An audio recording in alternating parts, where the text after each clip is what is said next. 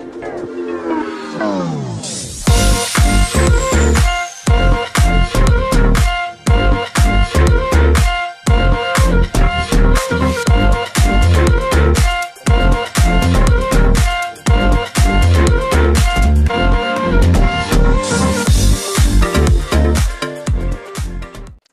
semua, salam sejahtera Malaysia. Selamat datang ke channel Fels Lifestyle. Saudara-saudara, tuan-tuan dan puan-puan, satu kejutan besar yang berlaku di Dewan hari ini setelah apa yang berlaku minggu lepas, berlaku lagi minggu ini, di mana pemimpin tertinggi Perikatan Nasional, ketidakhadiran Ketua Pembangkang Hamzah Zainuddin, Presiden Bersatu yaitu Pengerusi Perikatan Nasional Muhyiddin Yassin, dan Timbalan Pengerusi Perikatan Nasional Presiden BAS Tan Sri Abdul Hadi Awang yang sekali lagi tidak hadir di Dewan. Akhirnya, saudara-saudara, Wan Saiful Wanjan tampil dengan satu kejutan yang sangat besar dengan membuat kenyataan dalam satu artikel berita dari Malaysia Kini. Kualiti jawapan PM rendah, meleret-leret, ayat pun caca merba. Itu adalah menurut dalam satu artikel daripada Malaysia Kini. Menurut kenyataan ahli Parlimen PN Perikatan Nasional Wan Saiful Wanjan. Tuan-tuan dan puan semua, sebelum saya meneruskan isu hangat ini, saya meminta jasa baik Anda untuk bantu channel ini dengan menekan butang like. Anda dipersilakan untuk share dan juga tekan butang subscribe.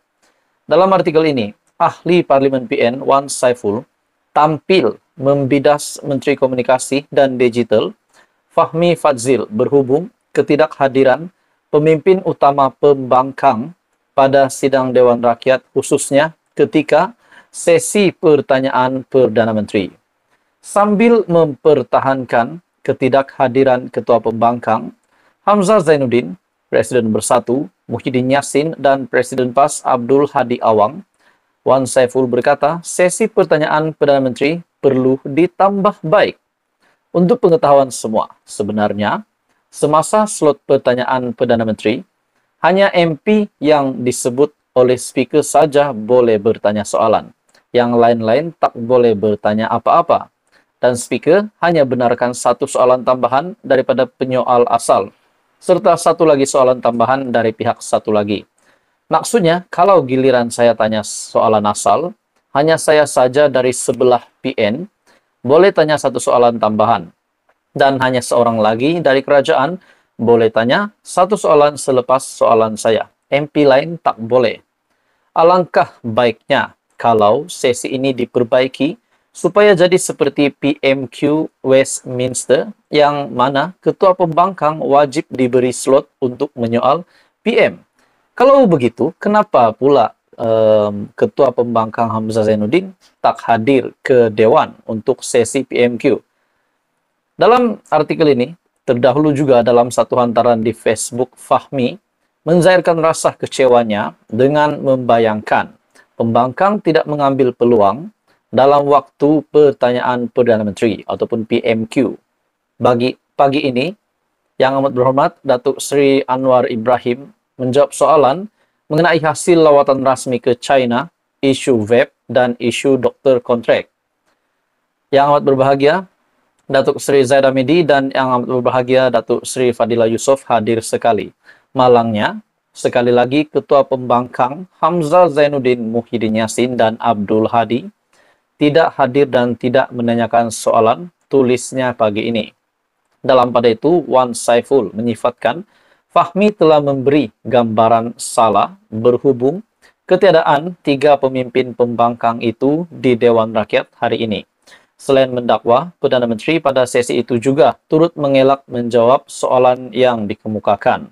Jadi janganlah beri gambaran seolah-olah dalam slot pertanyaan Perdana Menteri ini, Ketua Pembangkang atau Ketua Parti boleh turut serta dalam tanya soalan. Tak boleh pun sebenarnya. Jangan spin ke arah persepsi yang salah. Tuan-tuan dan puan semua, adakah Anda setuju dengan kenyataan daripada Wan Saiful Wanjan, di mana dalam satu artikel yang bertajuk kualiti jawapan Perdana Menteri rendah, meleret-leret, ayat pun caca merbah. Bagi saya ini satu isu yang hangat. Apa komen Anda? Teruskan bersama di dalam channel ini untuk info yang lebih padu, lebih hangat. Jangan lupa tekan butang like, share, dan subscribe. Hai semua, salam sejahtera Malaysia. Saudara-saudara, tuan-tuan dan puan-puan semua, satu isu tergempar hari ini. Seperti biasa, kita sudah tahu berkenaan dengan isu Jana Wibawa, di mana beberapa ahli politik, pemimpin politik yang terkenal, yang akhirnya telah didakwa di mahkamah.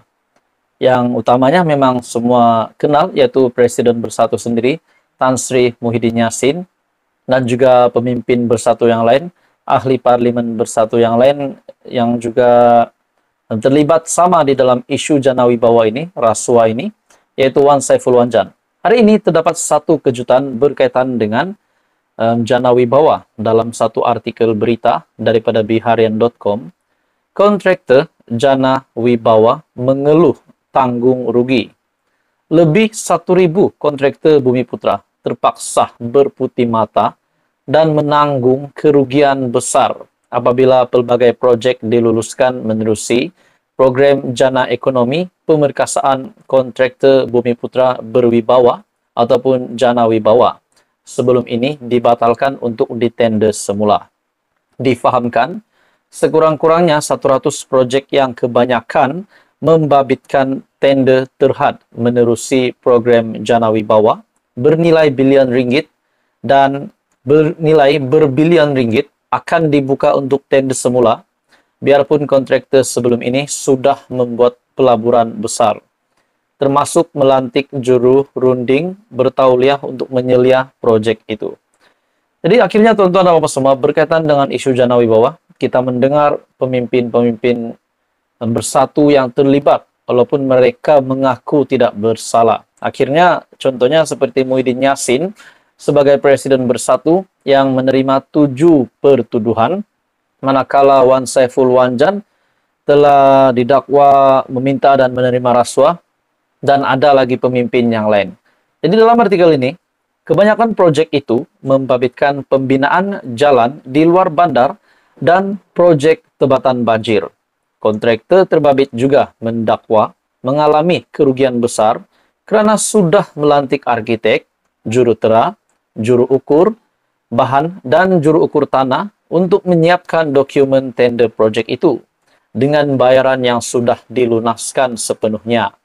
Mendedahkan perkara itu, Timbalan Presiden Persatuan Kontraktor Melayu Malaysia ataupun PKMM, Datuk Muhammad Rosdi, berkata kontraktor Bumi Putra terbabit kini tersepit dalam situasi genting apabila tender projek berkenaan dibatalkan.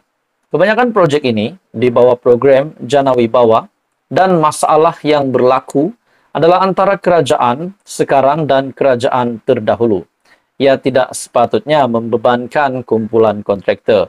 Kita difahamkan projek akan diteruskan, namun kaedah tender akan dibuat kita tidak tahu, manakala tender asal sudah dibatalkan. Katanya sebahagian besar kontraktor juga tidak dimaklumkan mengenai perkembangan itu dan terpaksa menanggung kerugian besar kerana sudah mengeluarkan modal yang tinggi.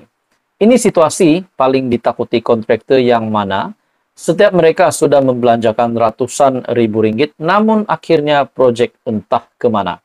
Bagi saya tuan-tuan dan bapak semua, ini satu update terkini berkaitan dengan isu Jana Wibawa, di mana berkaitan dengan rasuah, berkaitan dengan kes beberapa pemimpin yang terpalit dengan rasuah. Seperti yang kita tahu, Perdana Menteri Datuk Seri Anwar Ibrahim yang setelah menjadi Perdana Menteri, akhirnya banyak saja kes rasuah yang berjaya dibongkar dan pemimpin-pemimpin juga berjaya didakwa. Jadi apa komen Anda? Teruskan bersama di dalam channel ini. Jangan lupa tekan butang like, share, dan subscribe.